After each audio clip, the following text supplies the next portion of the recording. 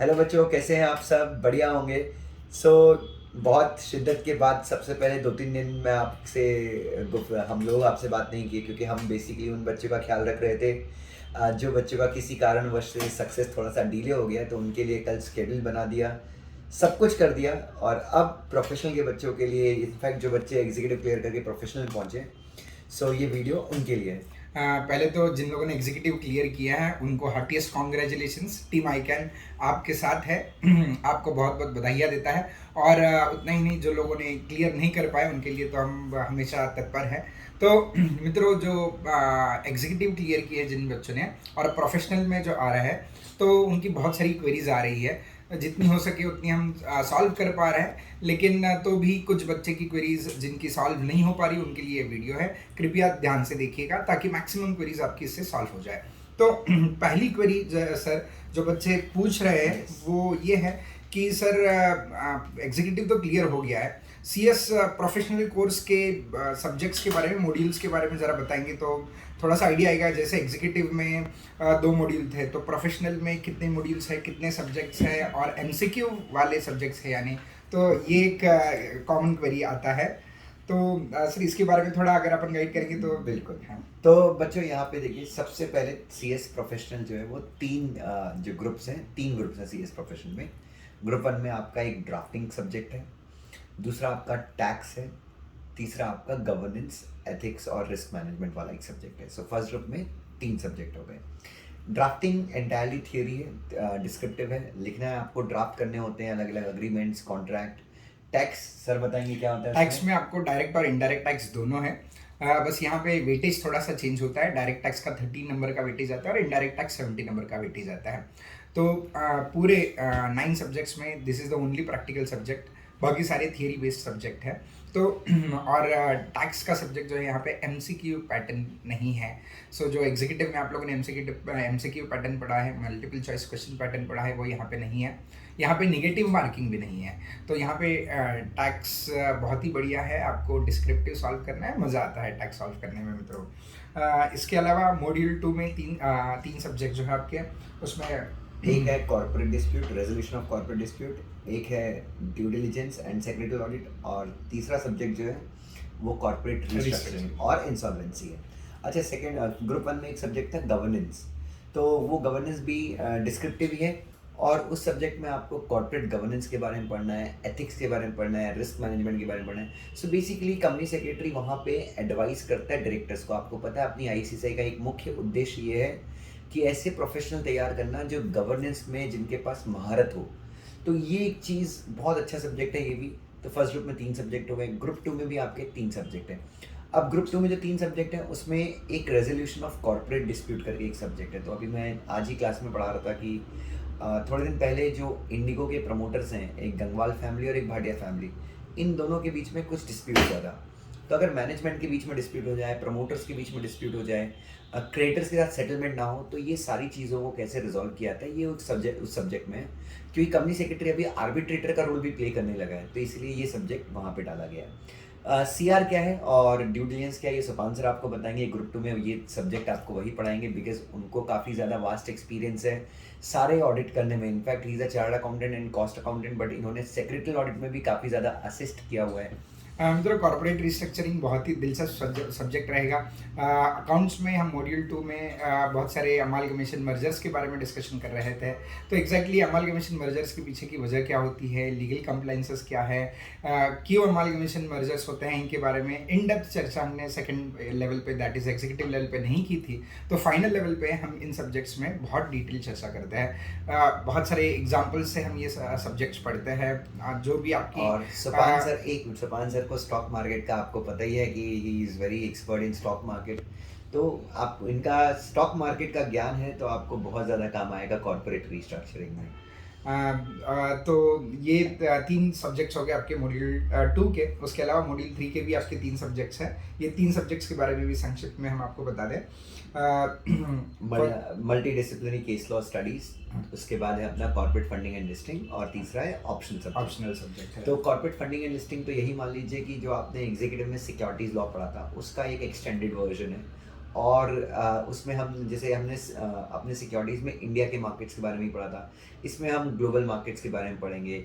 Company के पास कौन से, आप सबको पता है कंपनी सेक्रेटरी एक कंपनी के लिए एक बहुत बड़ा एसेट होता है, फंड अरेंज करता है कंपनी सेक्रेटरी। तो कंपनी जैसे बेसिकली हमने एग्जीक्यूटिव में पढ़ा था कि शेयर्स इश्यू करके आप फंड अरेंज कर लो, यहाँ पे शेयर इश्यू करके कैसे करना है, ADR, GDR, debt securities, non convertible redeemable preference shares, फिर गवर्नमेंट अपने लिए फंड्स कैसे अरेंज करती है। देन इंटरनेशनल मार्केट में अगर आपको फंड्स अरेंज करने हैं उसके प्रोसेस क्या है, इंटरनेशनल मार्केट में कौन सी सिक्योरिटीज इश्यू कर सकते हैं, फिर इंपोर्ट एक्सपोर्ट कैसे होता है, फैक्टरिंग क्या होता है, ये बहुत सारी चीज़ें बहुत डीप में आप पढ़ने वाले हैं। दूसरा सब्जेक्ट एमसीडीएस है। एमसीडीएस में आप पढ़ेंगे पूरा जितने भी आपने आज तक अपने जीवन में लॉ पढ़े हैं उन लॉ से रिलेटेड इंपॉर्टेंट केस लॉज में क्या हुआ था, और ये ओपन बुक है। एमसीडीएस इज द फर्स्ट ग्रुप 3 का फर्स्ट सब्जेक्ट है जिसमें आपको ओपन बुक एग्जाम होती है। हालांकि ये सिर्फ मजाक है, ओपन बुक से आपको कोई हेल्प नहीं मिलती जब तक आपके पास इस सब्जेक्ट का प्रैक्टिकल नॉलेज नहीं हो। And as far as case studies are concern, आप तो जानते ही हो सर केस स्टडीज पढ़ाने में दुष्यंत सर कितने माहिर हैं। सो कोई भी केस किस प्रकार से इन डिटेल एक्सप्लेन करते हैं, दोनों पार्टीज को कैसे रिप्रेजेंट करते हैं और किस प्रकार से आपके लीगल प्रोविजंस का इंटरप्रिटेशन करके आपको केस आसान शब्दों में एक्सप्लेन कर देते हैं मित्रों। और एक आखिरी ऑप्शनल सब्जेक्ट है सर, इसके बारे में बहुत सारे बच्चों को क्वेरी होती है हाँ, सर कि कई सारे ऑप्शनल सब्जेक्ट है तो उसमें से कौन सा ऑप्शनल सब्जेक्ट सिलेक्ट करें, तो उसके बारे में क्या कहना चाहेंगे सर आप? हाँ, तो मैं यहाँ पे एक चीज़ बताना चाहूँगा। जैसे कई बच्चे मुझे बोलते हैं दुष्यंत सर मुझे ना लेबर लॉज में बहुत इंटरेस्ट है, दुष्यंत सर मुझे इसमें बहुत इंटरेस्ट है, मुझे आईपीआर में काफ़ी ज़्यादा इंटरेस्ट है। तो मैं आपको बोलूँगा ठीक है, इंटरेस्ट है, बहुत अच्छी बात है और आपको परस्यू भी करना चाहिए। बट अगर हम एग्जीक्यूटिव के 9 सब्जेक्ट एक साथ अपीयर कर रहे हैं तो मेरे हिसाब से हमको वो देखना चाहिए कि हम हमारे लिए पास होना आसान कहाँ पर है। तो जैसे कि आप सबको पता है, मेरे ख्याल से यूट्यूब पे भी बहुत सारी फैकल्टीज़ ने ये आपको ऑलरेडी कहा है कि यार जो कॉर्पोरेट रीस्ट्रक्चरिंग एंड इंसॉल्वेंसी वाला पार्ट है, तो वहाँ पे जो इंसॉल्वेंसी और इंसॉल्वेंसी का जो ओपन बुक का एग्जाम है उसका कंटेंट एकदम सेम है।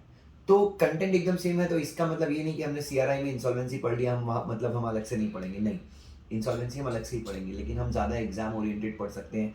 बहुत सारे इंसॉल्वेंसी के केस लॉज के बारे में हम डिस्कस कर सकते हैं और बहुत अच्छे से कर सकते हैं। तो मेरे हिसाब से फर्स्ट प्रायोरिटी अगर आपको कोई भी सब्जेक्ट चूज करना है तो please go ahead with insolvency. सबसे अच्छा सब्जेक्ट है, आपको पास होने में आसानी होगी और इंसॉल्वेंसी का स्कोप बहुत ज़्यादा बढ़ रहा है। लेकिन फिर भी आपको मेरी बात पे डाउट हो रहा है, नहीं सर मेरे को इंटरेस्ट कुछ और है, तो सेकंड नंबर पे अगर आपको कोई सब्जेक्ट रखना है तो मेरे हिसाब से आप रख सकते हैं इंटेलेक्चुअल प्रॉपर्टी लॉ के ऊपर। तो आईपीआर, हाँ, वो एक लॉ रख सकते हैं। But again having said that, मैं फिर से यही कहूँगा आपको कि वो सब्जेक्ट चूज़ कीजिए जिसकी आपको क्लासेस आसानी से मिल जाए, जिसके में पास होना आसान हो, जिसके लिए आपको एक्स्ट्रा एफर्ट ना देना पड़े, तो please choose go with insolvency. And apart from that और एक चीज़ याद रखिएगा, ऑप्शनल सब्जेक्ट अभी आपने कोई भी सिलेक्ट किया है और सब्सिक्वेंटली अगर आपको चेंज करना है तो आप एग्जामिनेशन फॉर्म फिल करने से पहले वो एग्जामिनेशन फॉर्म फिल करते समय आप आपका सब्जेक्ट ऑप्शनल सब्जेक्ट चेंज कर सकते हो। So no need to worry, उसके लिए ज़्यादा सोचने की ज़रूरत नहीं है। रजिस्ट्रेशन करते वक्त आप कोई भी ऑप्शनल सब्जेक्ट अभी सिलेक्ट कर लीजिएगा, बाद में you can subsequently change the same. तो सर अभी सब्जेक्ट के बारे में रादर इस प्रोफेशनल लेवल के सारे सब्जेक्ट्स के बारे में एक ब्रीफ आइडिया तो हमें आ गया है, लेकिन जो second most frequently asked query जो बच्चों का था वो ये है कि क्या हमने आर्टिकलशिप पहली करनी चाहिए या फिर पहले एग्जामिनेशन के लिए प्रिपरेशन करना चाहिए। सो पहले एग्जामिनेशन, क्योंकि बहुत सारे लोग बोलते हैं पहले स्टडीज़ कम्स फर्स्ट, तो पहले स्टडीज़ कीजिएगा, स्टडीज़ अपनी कंप्लीट कीजिएगा और उसके बाद फिर आर्टिकलशिप के बारे में सोचिए, क्योंकि एक बार आर्टिकलशिप शुरू हो जाती है तो पढ़ाई के लिए टाइम नहीं मिलता, पढ़ाई पीछे रह जाती है। तो पहले स्टडीज़ कंप्लीट करो और उसके बाद आर्टिकलशिप करो। क्या ये व्यू सही है?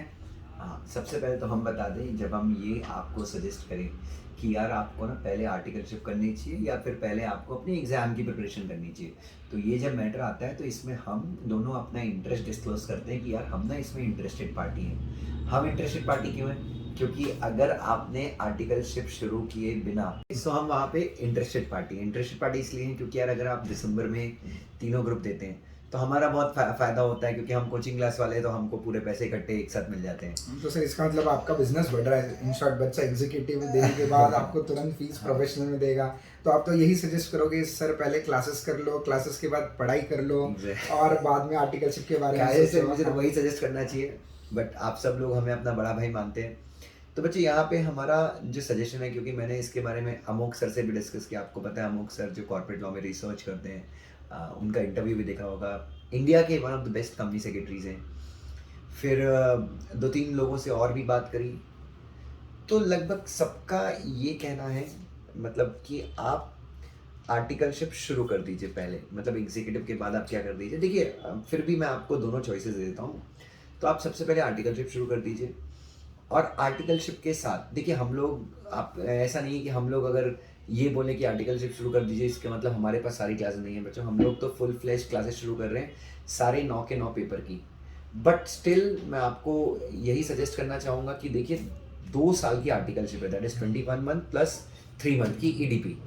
तो यार जब 2 साल की आर्टिकलशिप है तो it's a very long period. Exactly तो देखो अभी क्लासेस अपार्ट, यानी क्लासेस के बारे में अपन नहीं सोचते, आपके करियर के बारे में और आपके हित के बारे में अगर सोचना है तो बच्चों क्या होता है ना, अगर फर्स्ट अटेम्प्ट में क्लियर हो जाते हो तो that is well and good, लेकिन 9 सब्जेक्ट एक साथ क्लियर करना, अब आप में से बहुत सारे एग्जीक्यूटिव पास हुए हुए बच्चे होंगे, उनको तो अनुभव होगा ही कि 8 सब्जेक्ट जो आपने एग्जीक्यूटिव में दिए थे क्या वो फर्स्ट अटेम्प्ट में क्लियर हुए हैं, क्या 1-2 अटेम्प्ट लगी हैं। तो सिर्फ 1 या 2% स्टूडेंट्स ऐसे होते हैं जो फर्स्ट अटेम्प्ट में क्लियर होते हैं, बाकी 80-90% स्टूडेंट्स जो होते हैं उनको 2 या 3 अटेम्प्ट तो लग ही जाता है, यानी 1-1.5 साल तो आपका एग्जीक्यूटिव क्लियर करने में गया। तो प्रोफेशनल क्लियर करने में भी सर कम से कम हम पकड़ के चल सकते हैं, समझो आप फर्स्ट अटेम्प्ट देते हो, फर्स्ट अटेम्प्ट में 9 के 9 सब्जेक्ट्स दे देते हो, और अगर वहाँ पे नहीं निकलता आपका तो इसका मतलब आपका 1 ईयर वहाँ पे चला गया। एग्जैक्टली। उसके बाद फिर से नेक्स्ट 6 मंथ्स जो है, नेक्स्ट 6 मंथ्स फिर से आप एग्जामिनेशन के लिए प्रिपेयर करना शुरू करोगे, तो 1.5 साल आपका समझो सेकंड अटेम्प्ट में आप प्रोफेशनल क्लियर कर देते हो तो 1.5 साल वहाँ जाएगा,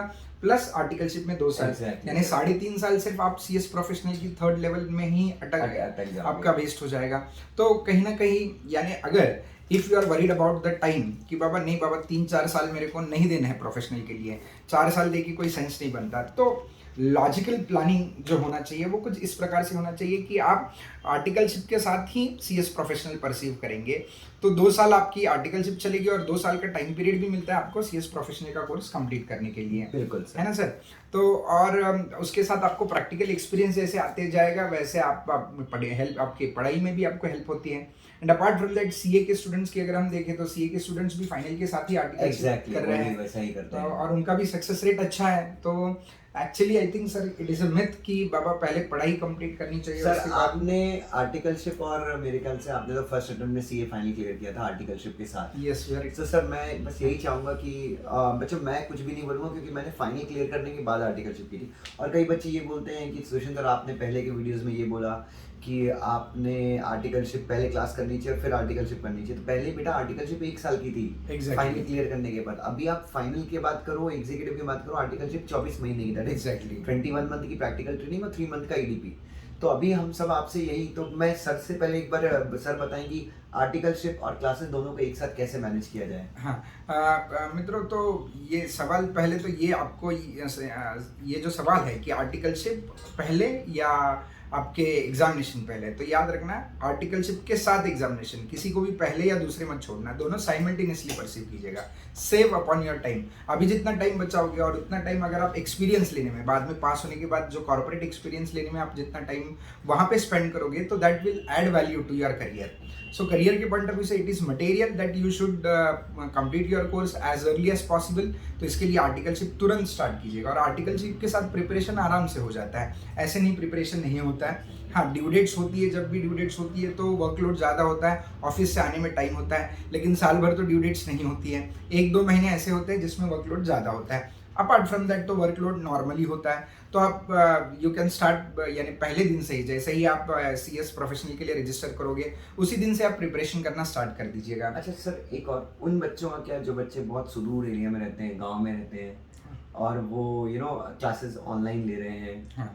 और तीसरी चीज़ ये है कि उनको आर्टिकलशिप उनके गांव में मिल नहीं रही है, ओके तो वो बच्चे क्या करें सर? सर अगर पॉसिबल है उनको यानी नियरेस्ट जो भी शहर है, सिटी है, वहाँ के अगर किसी प्रैक्टिसिंग कंपनी सेक्रेटरी के पास जाना मुमकिन है तो वहाँ से अगर वो आर्टिकलशिप करते हैं, या फिर सिटीज़ में रिलोकेट होकर अगर वहाँ से आर्टिकलशिप शुरू कर देते हैं तो दैट विल बी मच। अगर चॉइस नहीं है तो सर घर वाले अलाउ नहीं कर रहे हैं या फिर कोविड के चलते किसी को प्रॉब्लम है तो फिर दे कैन तो prepare for all yes three. Exactly, तो वो तीनों ग्रुप्स के लिए प्रिपरेशन कर सकते हैं। यानी आर्टिकलशिप मिल ही नहीं रही आपको, या कोई समस्या है कोविड की वजह से पेरेंट्स बाहर भेजना नहीं चाहते हैं, तो ऐसे केस में they can start with preparing all the 3 module simultaneously.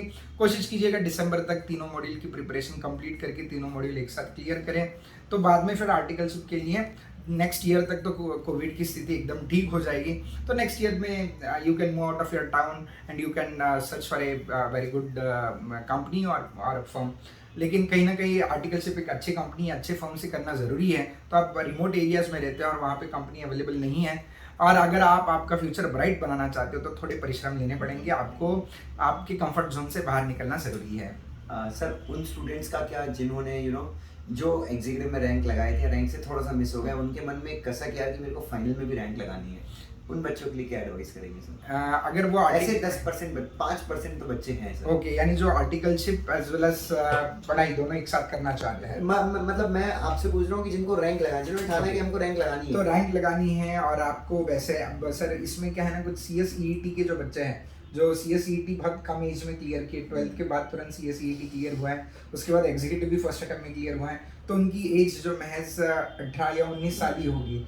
तो उनके लिए हम एडवाइस करेंगे कि पहले आप प्रोफेशनल कंप्लीट कीजिए, क्योंकि आपकी एज बहुत ही कम है, तो तुरंत आर्टिकलशिप करने की ज़रूरत नहीं है। तो आप थोड़ा सा टाइम दीजिएगा पढ़ाई के लिए, 1 आध साल आप पढ़ाई कीजिएगा, मेरिट के लिए प्रिपरेशन कर दीजिएगा, एंड उसके बाद क्लियर होने के बाद मतलब यहाँ पे कुछ हम ऐसा कंक्लूजन बना सकते हैं कि अगर आपकी एज 20 है, हाँ 20 या उससे कम है, या 20 हाँ 21 या उससे कम आपकी एज है, तो आप फाइनल के तीनों ग्रुप एक साथ प्रिपेयर कर लीजिएगा, और उसके बाद यानी एज के साथ मैच्योरिटी भी आएगी, आपका नॉलेज भी अपग्रेड होगा, और उसके बाद यू विल बी रेडी। और अगर आपने तीनों ग्रुप एक साथ नहीं निकले बट तो उस समय आप आर्टिकलशिप शुरू कर दीजिए। एग्जैक्टली हाँ, तो आपकी क्लासेस भी हो जाएगी, प्रिपरेशन भी हो जाएगी, और बाद में क्लास मतलब सेल्फ स्टडी प्लस आर्टिकलशिप करके आप तीनों ग्रुप ही दीजिए। एग्जैक्टली। तो सर आपके हिसाब से अभी अगर मान लीजिए मेरा क्लियर हुआ है एग्जीक्यूटिव, मेरी एज 21 के ऊपर है, मतलब मेरा ग्रेजुएशन हो चुका है, सो अभी मैं एक स्टूडेंट हूँ, तो आपकी सलाह मुझे क्या रहेगी कि मैं तीनों ग्रुप मतलब 3 ग्रुप दूँ दिसंबर में, अगर मैं एग्जाम दे रहा हूँ 3 ग्रुप दूँ, 2 ग्रुप दूँ या 1 ग्रुप दूँ? चलो मैं आर्टिकलशिप तो शुरू कर रहा हूँ, बट 3 2 1 कितने ग्रुप दूँ, मैं क्लासेस कैसे मैनेज करूँ? एक और क्वेश्चन ये है कि क्या फाइनल में मुझे सेल्फ स्टडी करने का रिस्क लेना चाहिए? आप बताइए सर, मतलब क्या है? फर्स्ट थिंग इज पहले तो जो आर्टिकलशिप के साथ प्रिपरेशन कर रहे हैं, तो तीनों मॉड्यूल एक साथ देना थोड़ा डिफिकल्ट होगा। मैं ऐसे नहीं कहूँगा कि इम्पॉसिबल है, थोड़ा डिफिकल्ट जाएगा, क्योंकि दिन भर जॉब करने के बाद तीनों मॉड्यूल एक साथ नहीं जम पाते।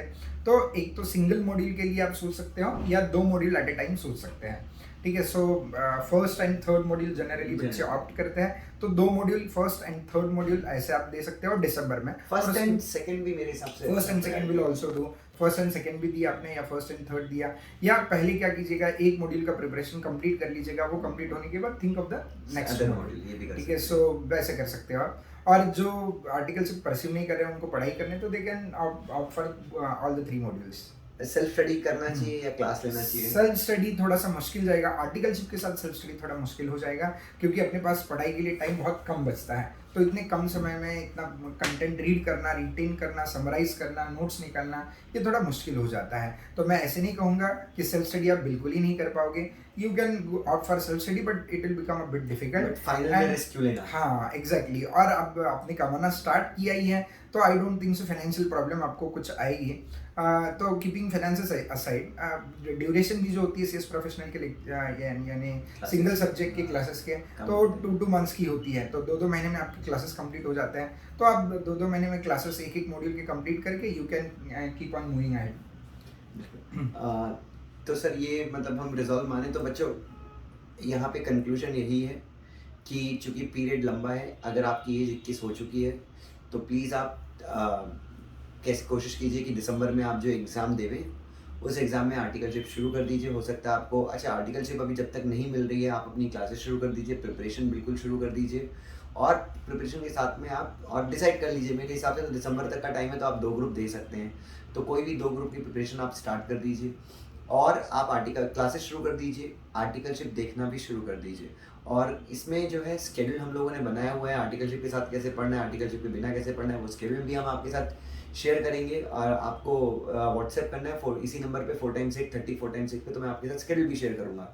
तो सर ने जैसे कि हमको गाइड किया है, तो जब आर्टिकलशिप करते हैं तो 10 बजे तक ये लोग क्लासेस कर सकते हैं, सेल्फ स्टडी कर सकते हैं, शाम को मॉर्निंग 6 to 10 वो स्टडी 6 कर to 10 सकते हैं और इवनिंग 6:30 बजे तक घर पहुंच जाते हो। 7 बजे तक एकदम आराम करके रेस्ट करके 7 बजे स्टडीज को बैठ जाइए। 7 से 9 2 घंटा भी इवनिंग में, मॉर्निंग में 3-4 आवर्स, इवनिंग में 2 आवर्स, ऐसे करके 4-6 hours you can easily find the time to study. तो आई होप सर बच्चों की सारी क्वेरीज इससे रिजॉल्व हो गई होगी।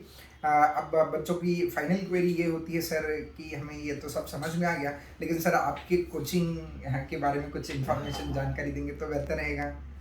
तो CS प्रोफेशनल में बेटा हमारे यहाँ पे सारे सब्जेक्ट्स प्रोफेशनल के अवेलेबल हैं और हम दोनों ही पढ़ाते हैं। जैसा कि आपको पता है एग्जीक्यूटिव भी आपने कहीं ना कहीं किसी ना किसी, चाहे हमारी बुक्स हो, क्लासेस हो या किसी ना किसी माध्यम से हमसे कहीं ना कहीं आप मिले होंगे। सो एग्जीक्यूटिव में हम दोनों पढ़ाते हैं, फाइनल में भी हम लोग सेम मॉडल फॉलो करते हैं, बिकॉज हम फाइनल में हम रिस्क नहीं लेते बेटा कि बाहर की फैकल्टी को बुलाएं और वो कुछ लफड़ा हो जाए। तो हम दोनों ही पढ़ाते हैं, हम दोनों को 11 ईयर्स का टीचिंग एक्सपीरियंस है, कॉर्पोरेट एक्सपीरियंस भी है। तो ग्रुप 1 में ड्राफ्टिंग और गवर्नेंस मैं पढ़ाऊँगा, टैक्स सुपान सर पढ़ाएंगे। ग्रुप 2 में डिस्प्यूट्स मैं पढ़ाऊँगा, CR और ड्यू डिलिजेंस सर पढ़ाएंगे। ग्रुप 3 में MCDS और CFL मैं पढ़ाऊँगा और सर इंसॉल्वेंसी पढ़ाएंगे। तो ऐसे हमारे 9 सब्जेक्ट हैं। पहले हम लोग 4 सब्जेक्ट शुरू कर रहे हैं अभी फिलहाल में, ड्राफ्टिंग, टैक्स, देन आपका MCDS और CR। तो हम लोग 4 सब्जेक्ट शुरू कर रहे हैं। सुबह 7 से लेकर शाम को 4 बजे तक का क्लास का ड्यूरेशन है। ये 4 सब्जेक्ट हम 2 महीने में ख़त्म करेंगे। उसके 2 महीने के बाद बाकी के जो 4 सब्जेक्ट हैं आपका, जैसे कि ड्राफ्टिंग के बदले गवर्नेंस हो जाएगा, टैक्स के बदले आपका ड्यू डिलिजेंस हो जाएगा, देन आपका MCDS के बदले CFL हो जाएगा और आपका CRI के बदले कौन सा सब्जेक्ट हो जाएगा? CRI के बदले आपका इंसॉल्वेंसी हो जाएगा। यस, और ये सब होने के बाद आखिरी में आपका गवर्नेंस होगा, मतलब गवर्नेंस आज से 4 महीने के बाद होगा। तो ये 9 सब्जेक्ट हम लोग अराउंड 4-4.5 महीने, 5 महीने में आप मान 4 महीने में हम 8 सब्जेक्ट खत्म करेंगे और 1 महीने में हम 3-3 घंटे या 4-4 घंटे पढ़ा के हम गवर्नेंस खत्म करेंगे। ये हमारा शेड्यूल है। फीस हमारी, अगर फीस की बात करें तो इंडिविजुअल सब्जेक्ट की फीस हमने 6,000 रुपये रखी है। तो जिसके मुताबिक 54,000 टोटल फीस होता है। बट अभी हमने डिस्काउंट ऑफर लाया है जिसमें आपको बहुत ही कम प्राइस पे सारे लेक्चर्स मिल रहे हैं। लेक्चर्स मिलेंगे along with printed notes with unlimited views के ऊपर कोई रिस्ट्रिक्शन नहीं रहेगा, न्यू रिकॉर्डिंग के साथ। एंड नॉट ओनली दैट, अब जो बच्चे सर लेक्चर्स लेते हैं उनकी एक समस्या होती है सर, हम 1-2 मॉड्यूल समझो हमने तीनों मॉड्यूल के लिए आपके ऑफर में जो ऑफर प्राइस है 30,000 रुपीज़ की, बहुत ही अट्रैक्टिव, काफ़ी रीजनेबल, बहुत रीजनेबल प्राइस है सर। इसमें 30,000 में हमने तीनों मॉड्यूल अगर ले लिए तो, लेकिन उसमें से 1 या 2 ही मॉड्यूल हमें अभी देने हैं और बाकी मॉड्यूल बाद में देने हैं। तो क्या हम वैसे कर सकते हैं? यस, तो उसकी वैलिडिटी आप बिल्कुल बेफिक्र रहिए। जो भी आप लेक्चर लेंगे आपके साथ बात करके आप बोलेंगे कि नहीं मैं 2 ग्रुप अभी दे रहा हूँ, 1 ग्रुप बाद में दूंगा, तो हम आपको वैलिडिटी बिल्कुल, आप टेंशन मत लीजिएगा, 24 मंथ्स की वैलिडिटी देंगे। प्लस आपका जो नया ग्रुप होगा, हम जैसे आपने 3 ग्रुप का एडमिशन लिया बट अभी आप 2 ही ग्रुप दे रहे हैं, तो दिसंबर में हम आपको 2 ग्रुप का एक्सेस देंगे। उसके बाद जनवरी में जो हमारी नई रिकॉर्डिंग होगी उसमें हम आपको नई रिकॉर्डिंग का एक्सेस देंगे। तो ये आपको यानी आगे भी फ्यूचर में भी इन शॉर्ट आप लेक्चर्स देखना चाहते हो तो फ्यूचर में भी आपको अमेंडेड लेक्चर्स ही मिलने वाले हैं। तो इसके बारे में निश्चित रहिएगा। हमने ये बिल्कुल फ्लेक्सिबिलिटी रखी है ताकि हम जानते हैं कि बहुत सारे बच्चे 1 मॉड्यूल या 2 ही मॉड्यूल के लिए ऑप्ट करते हैं और बाद में 1 आध मॉड्यूल दे देते हैं। तो इसकी वजह से हमने ये फ्लेक्सिबिलिटी रखी है। तो आप कभी भी मॉड्यूल दीजिएगा, एडमिशन लेते हो, तीनों मॉड्यूल का ले लेते हो तो आपको डिस्काउंट ऑफर बहुत अच्छे से मिलेगा, कम प्राइस में मिलेगा। और कोई भी एक ग्रुप लेते हैं तो हाँ, सिंगल ग्रुप लेंगे तो भी आपको यानी 6,000 इंटू 3 सब्जेक्ट्स 18,000 होता है। तो 18,000 के बदले you will get that in 13,000 rupees, sorry 12,000 rupees. तो 12,000 में आपको सिंगल मॉड्यूल मिलेगा। ठीक है, सो वो भी आप ऑप्ट कर सकते हो। बच्चों प्लीज़ रुकिए मत, भागते रहिए। और अब आपकी मंजिल बहुत करीब है, वो दिन आ चुका है जब आपके नाम के आगे CS बन जाएगा। और आर्टिकलशिप में बच्चों हम आपकी मदद करेंगे जितना हमारे से हो सकता है। डेफिनेटली आप भारत के किसी भी एरिया में, we would help you for articleship also. Thank you so much. Thank you.